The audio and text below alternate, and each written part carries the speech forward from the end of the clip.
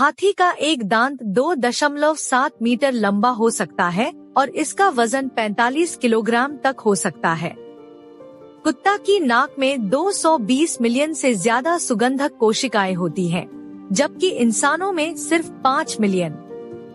गिरगिट अपनी त्वचा के रंग को अपनी भावनाओं के अनुसार बदल सकता है। डॉल्फिन अपने दोस्तों को नाम से बुलाने के लिए खास क्लिक साउंड का उपयोग करती है।